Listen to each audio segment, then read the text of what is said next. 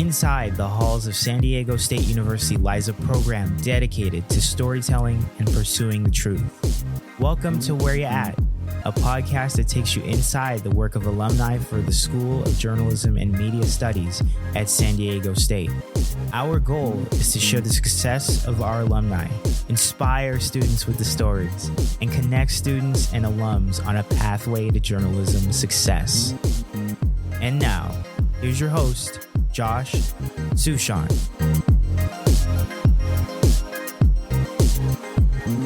This week on the Where You At podcast, we are heading up to Bakersfield, California. And oh my goodness, this episode is going to be so much fun because we're talking about using your journalism background to create videos to help students understand history so much better. And it's going to be really fun. Our guest is Lauren Cella. She attended San Diego State from 2010 through 2013. She currently is a teacher at McFarland High School in Bakersfield. She teaches world history, social science, but she's probably best known for the videos that she has created on TikTok, Instagram, wherever you get your videos on social media that are titled Gen Z History Lessons. They are fun, they are informative, they are very effective. And oh, by the way, she was also recently a contestant on the NBC game show Password. Lauren, my goodness, I cannot wait to start this conversation. Welcome to the Where You At podcast. Thank you so much for having me, Josh. Okay, so I know that this is the cheapest way ever to set up a question, but I'm going to do it anyways. If I had told you as a freshman back in 2010 that you are going to be a high school teacher and that you are going to create videos on some type of platform called TikTok that are going to go viral, what in the world would you think about your future life, Lauren? Oh my goodness. You know what? I want to say that I might have not even believed it, but maybe I would have, because in 2010, 2011, when I was back at State, I was taking classes in journalism that was talking about that. So that was something that hadn't really existed yet, but the professors that we had were already talking about social media, algorithms, AI, augmented reality, and this is like when Facebook is still new to most people, but they were like saying that this social media thing, we have a way to be applying this to business and journalism and things like that. So these ideas have been in my head for a while, but if you would have told me that it would have gotten this big, I would have not ever seen that coming. Well, you were a journalism major and a history minor. And so let's kind of go back to the basics of your interest in both of them, how those interests developed, and how you've been able to merge those two together now. Yeah. So Josh, I think I am most interested in storytelling and journalism and history. There's a really famous quote that says, journalism is just the first draft of history, right? One is telling stories of what people are doing right now, and one is telling stories of the people who came before us. So to me, they're related. As a journalism major at State, you have to pick a minor. So I just chose one that I just personally enjoyed. And I emphasized on, modern world history, just because that was my favorite class in high school. I was fascinated by the subject. So turns out that I ended up I know a lot of people say they don't really get to use their major or minor in the real world. I'm very lucky because I get to use both. Okay, so I'm going to talk a little bit more about what you do now, and then we're going to rewind a little bit more to what you did at San Diego State, because I want to hook people in right away. So you teach history, you teach social science. Tell us the evolution of how you decided to start making these videos, both for your classroom and then for the world to see. Yes. So I started teaching full-time at McFarland High School in 2018, and the first year that I was in, I loved it. Everything was great. And I really focused on making connections with my students. Found out very quickly that nobody cares to memorize dates or facts, but when you tell it like a story in a way that's like a narrative style, that's just more conducive to the way that I speak and who I am as a person. And, the kids can see through, someone that's being fake. So when I just tell the story with like passion, the kids were really into it. So that's what I would do in my classroom, Josh. Like when it got kind of boring, which history kind of, sometimes you have to get through that part to have them understand the concepts. I would just kind of stop and be like, okay, guys, so what this means is this, and they'd be like, oh, okay, I get it. So that's what good teachers do. like across the board in every subject, in every generation. I had teachers do that for me. It doesn't have to be, in a slang or anything like that. But then the pandemic happened, right? So we shut down for those 2 weeks, which turned into a year and a half. And we were all online here for an entire year. So I didn't have a way to connect with my students. So I started making videos to send to them on Google Classroom or for our Zoom lessons. And that kind of helped me get more comfortable on camera and speaking about history on camera. And that was really the first time I tried that. And then when we came back the following year, my students were like, I really enjoyed those videos, miss, like, or you should make more videos like that on TikTok. And I was like, well, like I've heard of TikTok, but like that's kind of for older people. And they were like, no, it's not. Like people go on there to learn stuff. And I was like, I thought it was just kind of like dancing. And they were like, no, it's not. And around the same time, Instagram had been experimenting with Reels. And I was kind of like, okay, this is not really going away. I think short form video content is like kind of where it's at. Because I had a teacher Instagram, but it hadn't really been growing. So I was like, whatever, I'm just going to try it. And I started that Gen Z history series. And at first, it wasn't very viral at first, but for the people that followed me, the few thousand people that followed me, they loved it. And, I just kind of kept doing more and I started it back up again the following year, and it completely took off. I swore I was a one-hit wonder, but I was like, that was the Russian Revolution was my first big video. And I was like, okay, well, I can do that all day because I literally do. So I did another one on the French Revolution and that got even bigger. And I was like, oh my gosh. So I just kept going. And, I think now I have like 25 of them and I have way more to come. So people are still learning and enjoying it. So I'm going to keep making it. When you decide that you're going to make a video, tell us your process of how long it takes for an idea, how long it takes for kind of like scripting out or even just like mentally thinking about it, and then the filmmaking, the video of it, and then the editing. Kind of give us this might be a short video, but about the time that's involved in making this and making it a really good one. Yes. So there's definitely a process to making these videos. So it starts out with an idea. Usually it kind of comes to me in class by how I had to explain that subject in class. So I'll just do like a more dramatic, satirical version of that. Or sometimes when, for example, Mexican Independence Day was coming up, or Cinco de Mayo was coming up, or what was it? St. Patrick's Day was coming up. I'll try and time it with those events if I can fit it into my schedule. But I start with that idea and I'll try and think of the hook because, on those videos, you only have like 1 second. So the opening line has to be really good. It has to be something like Archduke Franz Ferdinand caught the fade. And it has to make you stop. So that first line has to kind of be ridiculous enough that people stop. So that's got to be good. And then from there, I build it out with the intro. So it always starts with so, and it always has a date and a place. So we kind of set the stage. This is the opening. And then you really get into the actual story, the history. This is the middle part. This is where all of the facts and dates are going to be. So I write them out and I fact check very thoroughly because it's the internet. If I say one thing wrong, which I have, if I pronounce one thing wrong, if I get one fact wrong, I could potentially have millions of people correcting me. So I go through that, fact check it very, very thoroughly, try and throw in pop culture references, try and throw in as much slang that I hear the kids saying in class. There is a Taylor Swift reference in every video. People enjoy looking for those.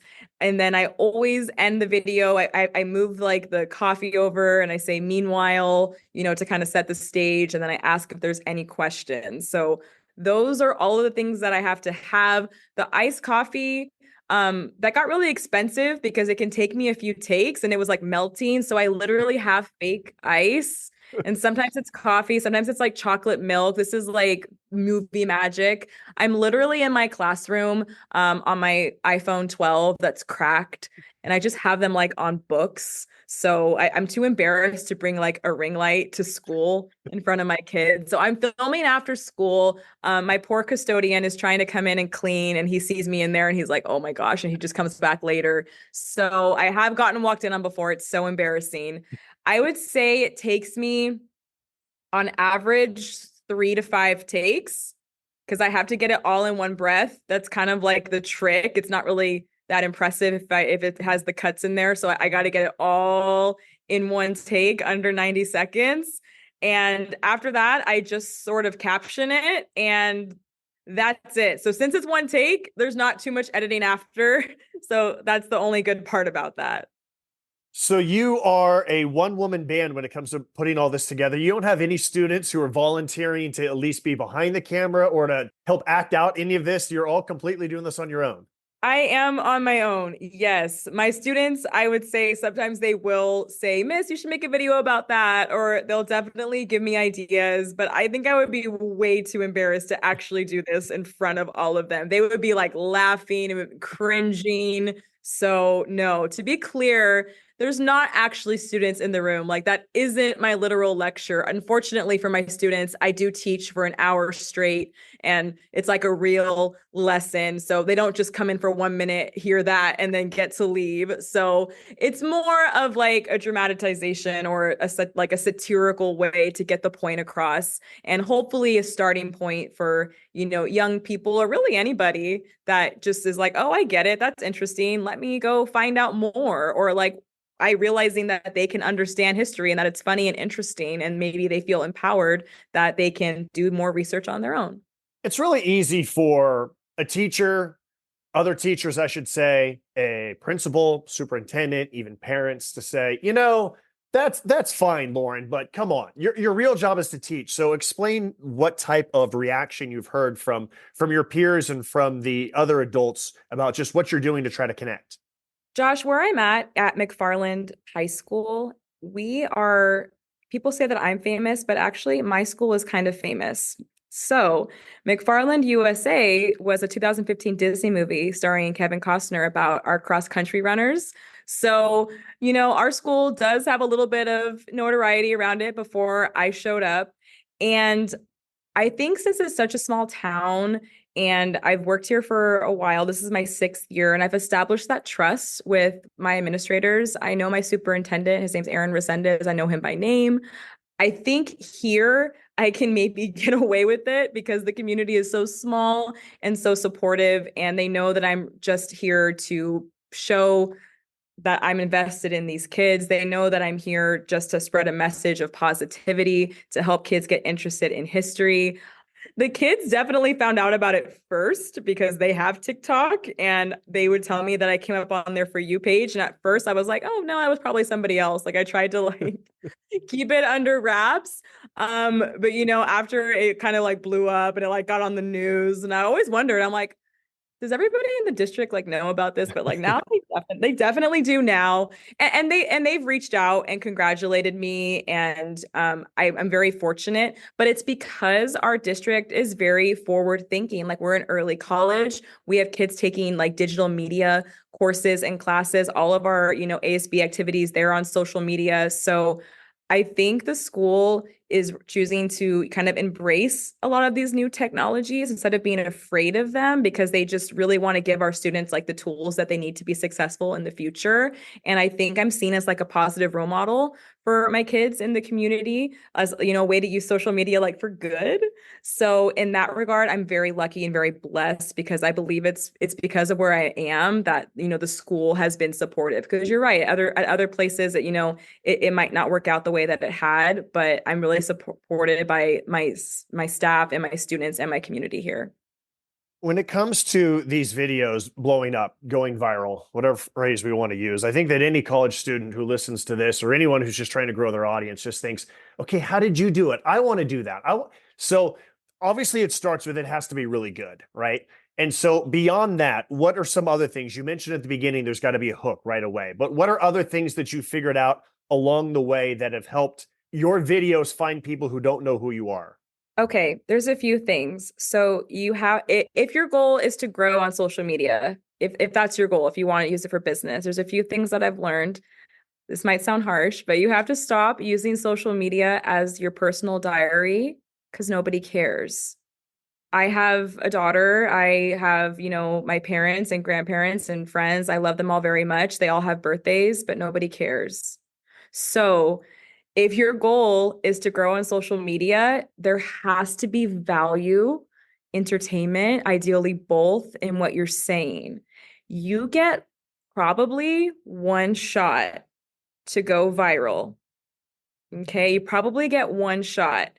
And if your video that goes viral is a one-off, if it's you like jumping off of a cliff and you can never jump off a cliff again, people are going to go to your profile. That's your chance. That's your moment. They're going to go to your profile and they're going to look, does this girl have other videos of her jumping off cliffs? And if you don't, they're not going to follow.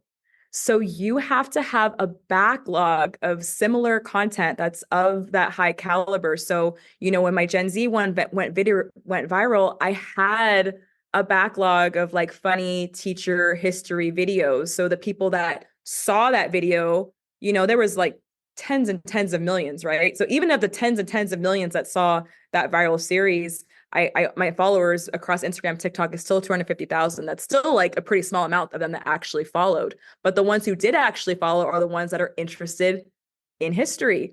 So if I started now posting about my dog or, things like that, nobody cares. Apart from that, there's some basics. The majority of people do not watch videos with their sound on. They're at work. So you need to have captions on your video. Trending audios are dead. You're not going to grow by posting trending audios. Maybe every now and then if there's a fun trend, if you can find a way to relate it to your niche, but it's hard. It was hard for me. I started doing like the lip singing reels, like to the trends. Like that was how I got started. It's great to get comfortable on camera, but you have to use your own voice. It has to be you. It has to be you talking. If you're just lip syncing to those little things, like the audience is getting more sophisticated. The bar keeps getting raised. It used to be, can you post a picture? And then, now my mom posts pictures on, so now that doesn't grow. Then it's, can you make a video? But then now kind of the average person even knows how to make like a reel, like it does it for you. And now it's like, can you do original audio? Can you write a script? Can you do a screenplay? Like the bar keeps getting higher. So if you want to stand out, like you have to keep leveling up your content, like every time these new features roll out. All of that advice, Lauren, was so good and so practical. Let's rewind a little bit. Let's go back to college. When you were a freshman at San Diego State, what did you think you wanted to be when you grew up, and why did you pick San Diego State to start your education? I majored in journalism because I really loved writing and reading and telling stories, and I'm very social, and I was passionate, about all of the things like I just wanted to make the world a better place. And I thought that that was the talent that I could have to do that. I probably envisioned maybe being like a news anchor or something on TV, or, writing for a newspaper or a magazine. Like that was kind of the dream in the 2000s, like all the 2000s movie, like the boss babe girl, she always works at like a magazine, like, so maybe that's kind of what I had in my head. But then like right around 2010, when I got, as everyone started saying like, oh, print media is dead. And I'm like, oh, oops. Like people are saying like, oh, there's not going to be journalism anymore because everyone just gets their news on Facebook or the internet. And, I heard that from like people in my family or my friends were like, why are you majoring in journalism? Like nobody even reads newspapers anymore. And so that was kind of scary. So, but when I got into the actual classes, I think obviously the professors and staff were very aware of these changes. And so I think I had a chance to get ahead of it and, thinking about these jobs that I wanted to have, the job that I wanted to have, like an influencer or a TikToker or, a content creator, those terms did not exist in 2010. So I would have never told you any of this. You worked at the Daily Aztec, and I noticed from your LinkedIn the part about taking graphics and photos and merging it all so that you're telling a story where it's not just about the words, but that you're putting all of the pieces together. And I feel like this was the part of what you ultimately do now. So give us more details about you in college, photography, graphics, pull quotes, putting it all together into a really visually pleasing story. Yes. So I was able to get on staff at the Daily Aztec as a staff writer. And then later I was a features editor. So thinking about all of the things that makes a good story, a headline, a lead, a hook, quotes, like citing your sources, like having an attractive photo. Those are all things that go into making a great video too. Like it looks different, but the process is the same. Your caption has to add value, or your editor will be mad, or your audience will get annoyed. It very much relates. Like you have to get to the point very quickly in your lead, like the inverted pyramid that they teach you, like in 101. Like you have to have the good at the top, because otherwise they're gonna get flipped, and you're not gonna, or they're gonna skip. So like the basics are still the same. And when I was at the Daily Aztec, we kind of began experimenting also with like digital media, because like that was new at the time. So we had an Instagram, we had a Twitter, and people think that the first time I went viral was on TikTok and Instagram. It actually wasn't. The first time I went viral was actually on Twitter, and it was actually when I was a student at SDSU. Please tell this story. So at San Diego State, when I was there, Twitter was something that was very new and very exciting. I remember one of my professors, Dr. Rebecca Nee, her like class, like her homework would be like to tweet what was going on at the Oscars. Like that was our homework assignment. How cool is that, right? So I began using Twitter, and I actually ran like a course at the SPJ, Student for Professional Journalism, how to use Twitter. I had 1,000 followers on Twitter, which was like so many back then.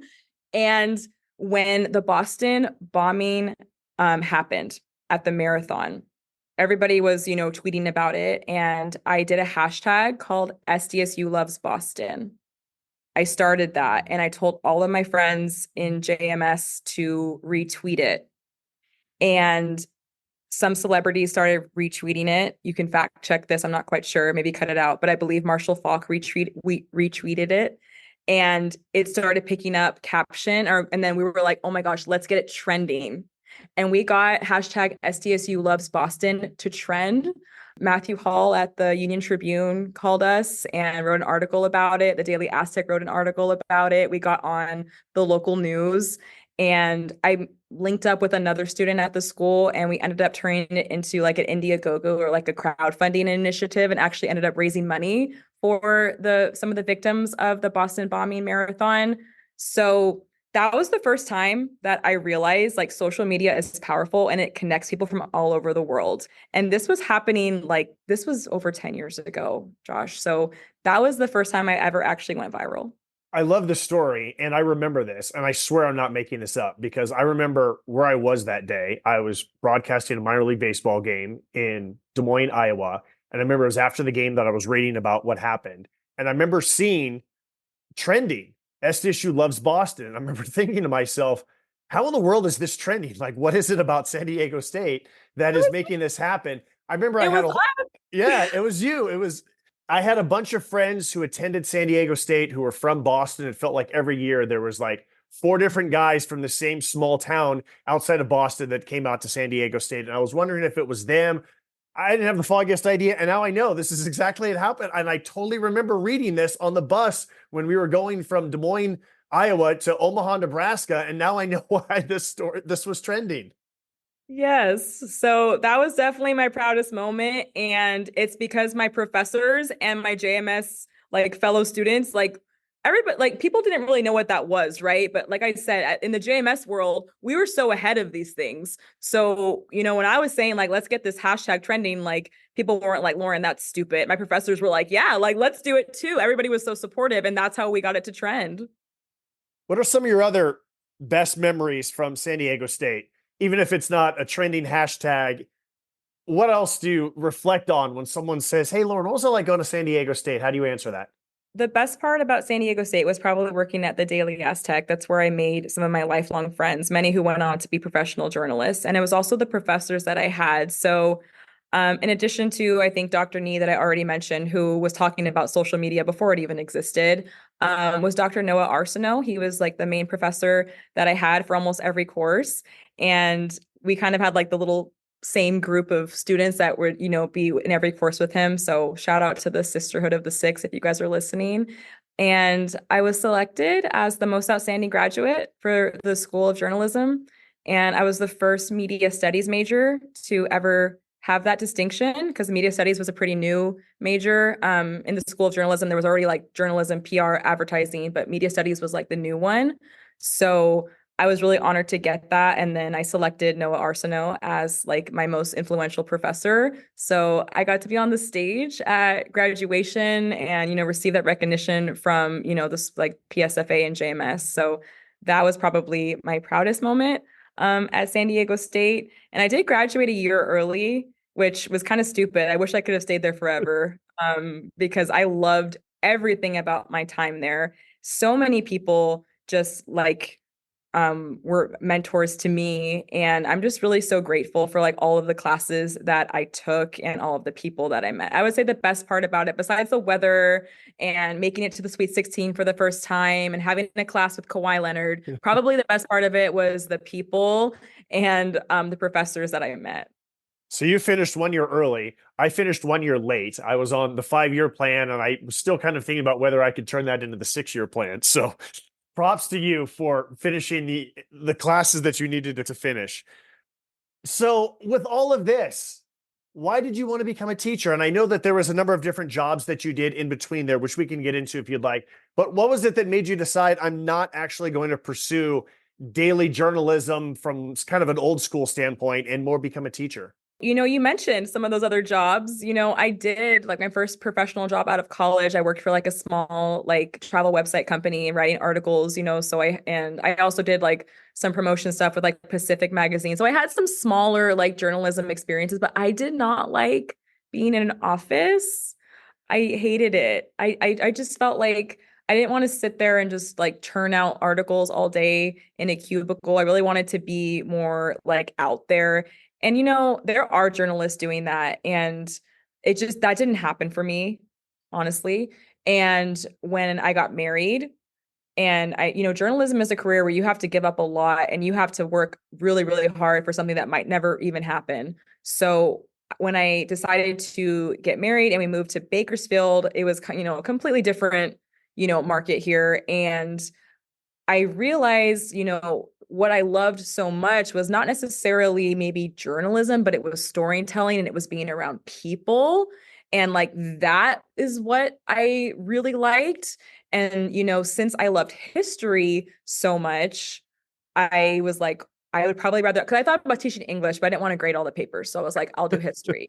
And, I had a professor at San Diego State, Dr. Jeffrey Hay, and, he was kind of older and like, he didn't do any like fancy things. He literally sat on a stool and just like paced back and forth and just told you what happened. And all of the tests were like, you had to write on a piece of paper, but he was the best professor that I ever had because he was just such a good storyteller. And I was so inspired by that. So that's kind of how I run my class. And I subbed for a while and I loved it. So once they say once you start teaching, if you can make it through your first year, like you can probably, you'll know after your first year if you can do it. And I loved it. So the transition to me was really seamless and I love it. And I feel like it's my passion and my calling. I wish I remembered the name of this professor, but my favorite non-journalism class that I took at San Diego State was a history professor. And it was history through biographies. And I remember we would compare and contrast Martin Luther King versus Malcolm X of two different ways of ultimately trying to accomplish the same thing. And once again, it comes back to the passionate storytelling of a professor, of a teacher. And I remember just watching this professor, just being in awe at times as he told the story and just his pacing and his delivery. And I was just enthralled and I didn't want the classes to end. And to this day, when I read books, I mostly just want to read biographies. And it was because of that class. I love learning history through one individual, how one individual shaped history. And I don't know quite where I'm going with this question right now, other than just the power of being able to take what sometimes can be dry events and finding a way to make it important and make it something where the students feel like I did, where they don't want you to stop talking, which is rare because normally students can't wait for the teacher to shut up. Absolutely. I think putting it into a narrative style, making it a story, like what's going to happen next, instead of just a random collection of dates and facts. And then when the story keeps going and like the kids will start saying, wait, is that why this is like that today? And I'm like, yes, it is. And, they're finally getting it. And you're telling the whole story, not like the version you get in like kindergarten, but like the real story, like, older kids, teenagers, college students are going to be very interested because they're intelligent. They have access to the internet. So when they're Yeah. getting the real story that does include everybody, they are a lot more interested. No, that's a really good segue in terms of how much freedom do you have to pick which textbooks we're going to use? This is what we're going to read off, like what subjects we're going to learn and how much time we're going to spend on them so that you can really make it as much relatable as you think that it should be. At my district, I was a part of the committee that adopted the curriculum. So, we do have a traditional textbook that I use because I do still think that I try and actually I know it's crazy because I'm like a TikToker, but I actually try and get my kids off the screen as much as possible because the novelty has worn off. I think it fries their brains to be on a screen for 8 hours a day. So I have it and we use it. But I do think there is nothing wrong with being in a textbook or reading from a traditional book. That's good for your brain sometimes. But what I do is I couple it with a story, with scaffolds, like with an explanation. I front load the information a lot. I have them, create like inquiry-based assignments a lot. So in California, there are state standards that we are required to teach. But the framework that we have a lot more flexibility. So, for example, where I teach, the vast majority of our students are, Hispanic.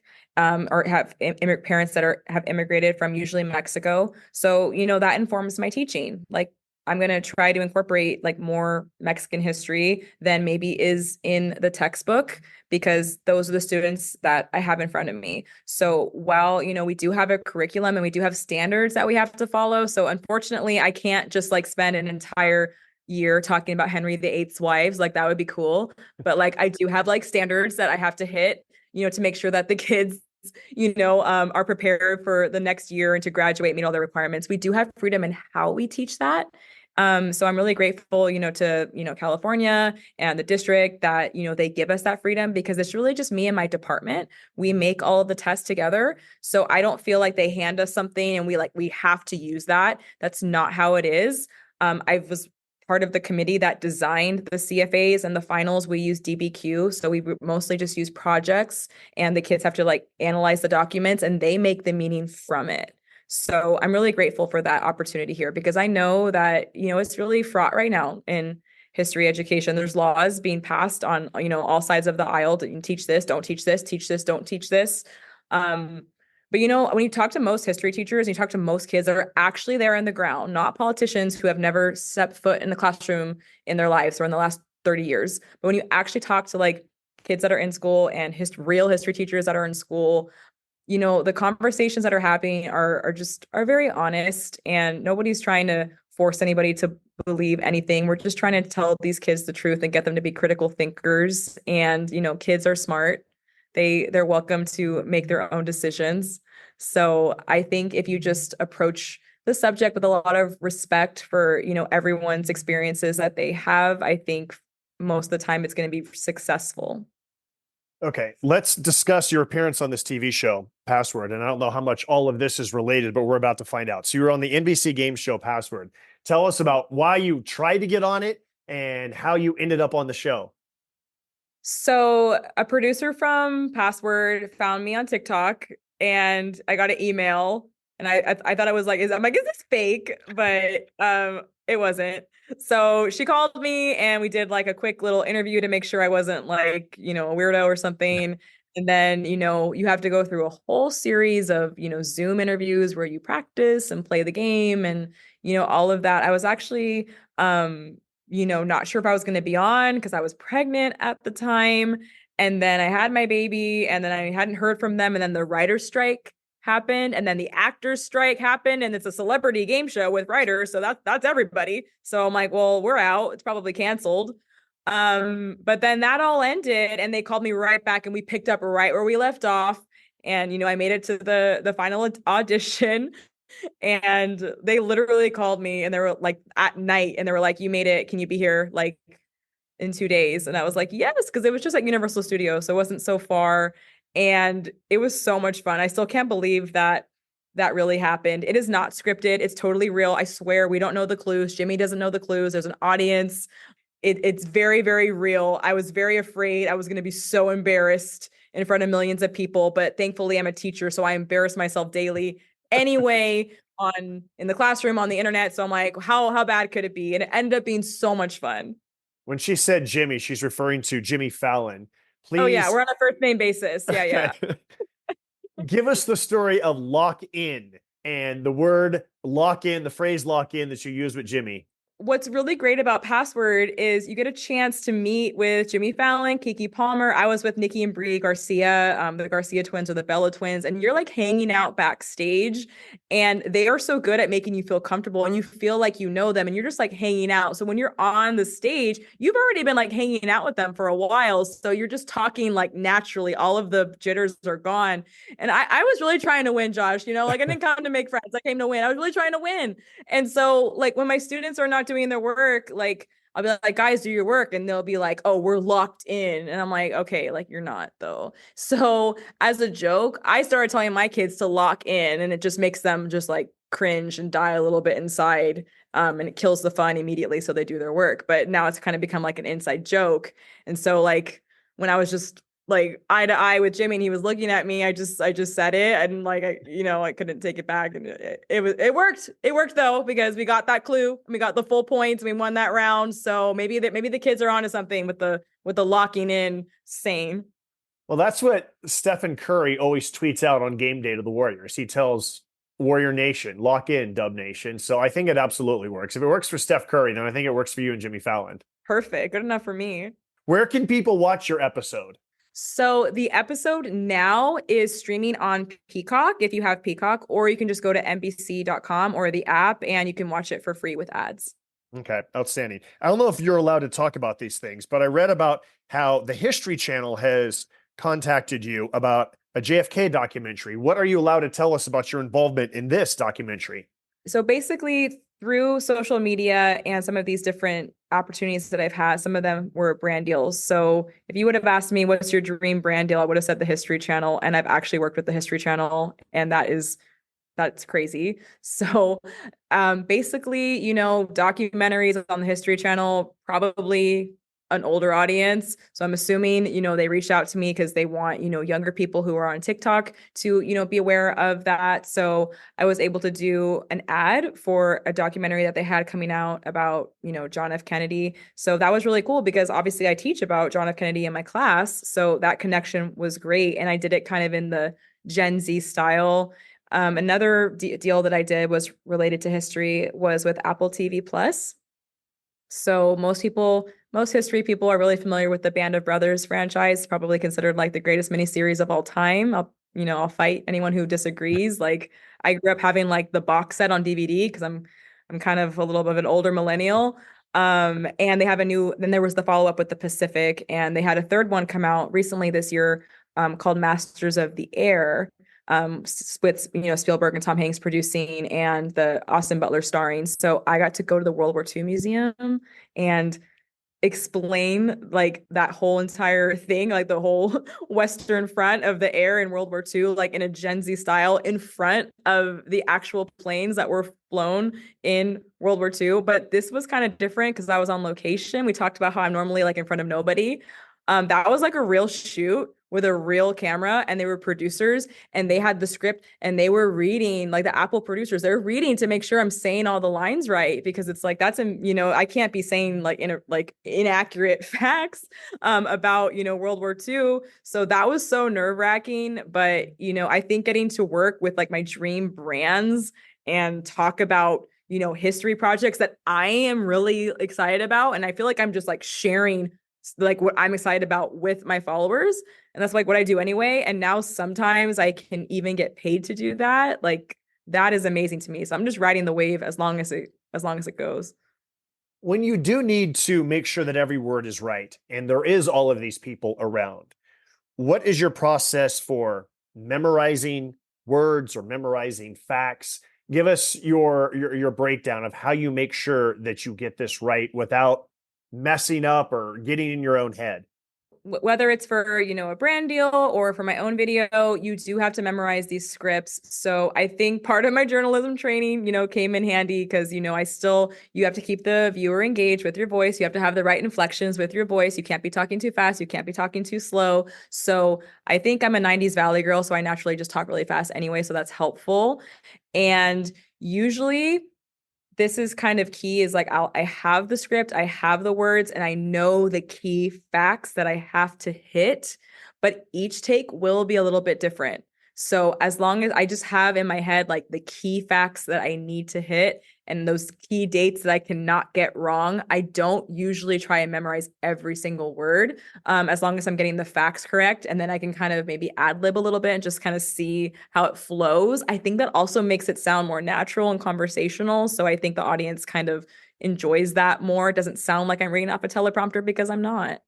When it comes to riding this wave of all these awesome, fun things that you've been doing, let's manifest a little bit. What are the other things that you want to continue doing that you hope to achieve in telling history lessons to a wide variety of both high school students and TV viewers? Oh my goodness, Josh. Well, now that I know what's possible, I would just have to say probably one day I would like to build this out into like some sort of series, whether it could be like on television or on YouTube or anything like that. If I had a little bit more time and I'm a little bit more organized, this did kind of happen pretty quickly. So it seems like it happened overnight, but I had all the tools in my pocket. But then it did happen, so I'm still playing catch up. I do envision creating some sort of curriculum that goes along with all of these videos because I do know a lot of my followers are teachers, homeschool parents, just regular people that want to know about history. I've thought about, doing some sort of book club where I get to, engage with my listeners or anyone who's interested there. I would love to do an event that is like geared towards history because like once you're like over 30, I feel like there's not really that many events about history that are like not really boring. And clearly there's a market for people that want to learn history and not be bored. So I just have so many ideas right now flowing in my head and I'm just can't wait to see what happens. Yeah, that's awesome. Well, that's why I asked you the question, because for whoever listens to this, if they heard something, they go, I've been thinking about that too. So I'll see if we can get people connected. Like, hey, already got this idea. I've already got this. And we'll see if we can bring people together on this, because definitely count me in. I love history. And whenever there's something that's a fun way of learning history, like I'm all about it. So awesome. Before we wrap things up, what else should I have asked you that I've not asked you that you would like to add to this conversation before we say goodbye? I think you got most of it. I had like my little note sheet and everything on the note sheet's there. So I think you nailed it, Josh. How about this? Is there any other piece of advice that you would offer to a current college student who is majoring in journalism and media studies and maybe doesn't know exactly which direction that it's going to take them, knowing everything that you know about all the different directions it's taken them? What would be your just advice to, say, a freshman at San Diego State? That's great. So my advice to anyone who's going to San Diego State, or especially who's majoring in journalism or JMS at San Diego State, is to find the community of people there that understand what you're doing and don't listen to anybody else. Because if you listen to people if I would have listened to people that would have told me that journalism is dead, like that major is so stupid, why don't you go major in like something STEM or science? I heard that from, even my own family. People were, like, that doesn't make any money, right? It doesn't matter. Like like my grandparents don't really understand what I do. That's okay. Like the job that you are going to do probably doesn't exist. You are there. You are in the greatest university in the world. Like I remember we had these extended studies courses and they were 1-unit courses, which was really great because I think it was, Dr. Borden that made these classes. Like they were so responsive to what was going on. Take as many classes as you can. Get a mentor, and just you have everything that you need is there. Like the professors that you have are there to support you. They're there to help you. They know what they are talking about. Trust me. So get involved, whether it's, even if you don't know exactly what it is, just get involved because you are surrounded by like the smartest people and all of them are going to be so successful and you're going to stay in touch and there's going to be so many opportunities. So just find your people. Love that advice so much. All right. We wrap up this podcast by bragging about other San Diego State alums. Normally I allow the guests to go first, but I want to start first because what you just said was find your people. And one of the people that I found when I was at San Diego State is a guy by the name of Jacob Dalton. We both grew up in the Bay Area, so we already had the Bay Area sports teams where we could just immediately talk to each other. He's a friend of mine to this day. He teaches at Martin Luther King Middle School in Berkeley. He's taught journalism. He's taught yearbook, physical education. He's taught a wide variety of things. He's a dear friend of mine, and I'm just really proud. I remember he showed up at one of my book signings, and he brought the student newspaper that they put together, and I was blown away at how many stories they wrote and the quality of the stories and everything about it. And so it just makes me really proud to see what Jacob is doing to teach students journalism before they even get to college. So my shout out this week goes to Jacob Dalton. Amazing. Josh, I thought of another thing to say. Yeah, let's hear it. So I don't know if I mentioned this, but actually when I started teaching at McFarland High School, there wasn't a journalism class. And I think every school, every college needs to have a school newspaper, like for it to really, be a school. So I started it as a club. My first year here, we had like 3 or 4 kids. Kept going through the pandemic. So we don't have a huge budget, but now it is like a full-fledged elective class. And so one of my proudest moments as, students is to see that my students not only are learning these skills, and I told them, if you're not going to be a journalist, like that's okay. You still need to learn how to like talk to people, how to interview, how to fact check, how to write, how to communicate. These are skills that are going to serve you in no matter what career you have. But I've had the chance to see a lot of my students, move on and even major in journalism, get published in local outlets, across the community here. So, I am just so grateful that I can instill some of that knowledge of journalism, that even if I didn't get to quite, live out my dream of being a newspaper reporter, I'm doing something else. My students are the ones that are now going out into the journalism world. I'm giving them, that wisdom that was instilled with me. So it's probably one of my proudest moments as a teacher. Oh, that's awesome. That's fantastic. Because I was actually thinking at parts during this conversation that you should be teaching high school journalism because of all of the different things that you're doing. But then I thought, she does enough. She does enough. Turns out you are. I am. Yes, I'm the journalism club advisor. Yes, I am. All right. Whether it's the Sisterhood of the Six or whomever else, give us shout outs about other San Diego State alums who make you proud. So shout out to one of my best friends from San Diego State. Her name is Ashley Williams, and she was one of the coolest people that I've ever met there. She's still very cool, doing some awesome things in the journalism world. So proud to know her and proud to be an Aztec with her.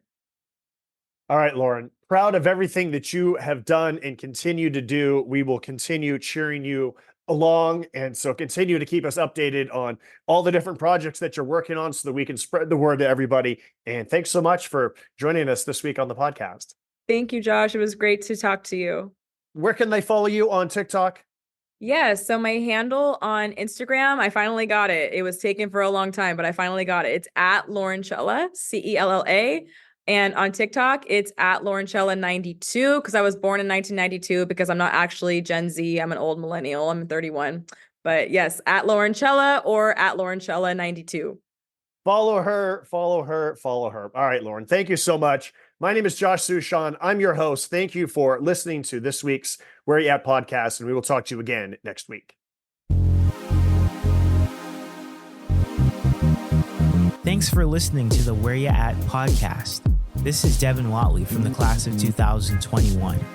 Thanks to Martine Marine for creating the music you're hearing right now, and Alex Piscatelli for her work on the podcast name and artwork on social media. And a reminder to SDSU alums, we really want to know where you at. Tell us about your career. Get involved in the school. There's many ways you can do this, from donating your time or money, mentoring students, to even speaking in classrooms in person or on Zoom. Your work can help us grow the program and create more opportunities for our students to succeed. Again, thanks for listening. Subscribe to this podcast. Tell your friends. Recommend us a future guest. And go Aztecs.